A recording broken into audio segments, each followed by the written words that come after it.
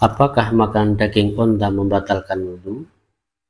Ini bukan pertanyaan baru, bahkan telah ditanyakan langsung kepada Nabi Muhammad SAW dan para ulama pun berbeda pendapat dalam menyikapinya.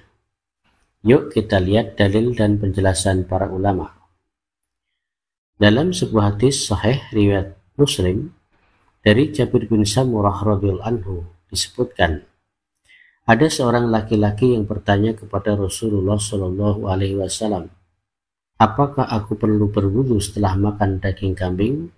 Nabi menjawab, jika kamu mau. Laki-laki itu bertanya lagi, apakah aku perlu berwudu setelah makan daging unta? Nabi menjawab, iya. Dari hadis ini muncul dua pandangan besar dalam kalangan ulama. Yang pertama, Imam Ahmad bin Hanbal berpendapat bahwa makan daging unta membatalkan wudhu, karena Nabi menjawab secara tegas dengan kata iya.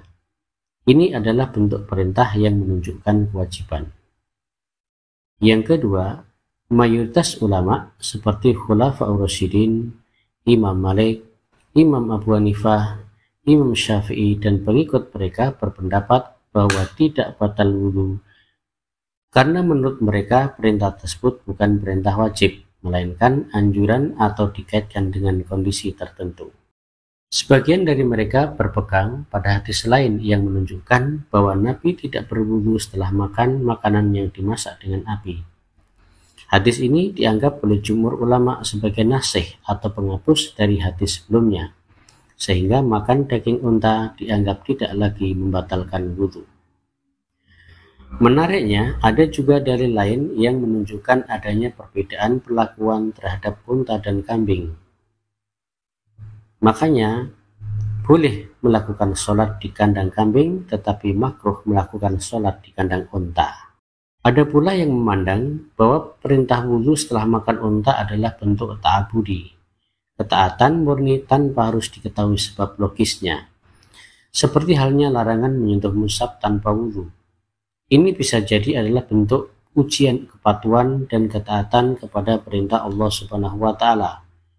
Maka mengikuti perintah wudhu setelah makan unta, meskipun alasannya tidak jelas secara akal, tetap memiliki nilai ibadah tersendiri. Kesimpulannya, pendapat paling hati-hati adalah tetap berwudhu setelah makan daging unta sebagaimana perintah Nabi.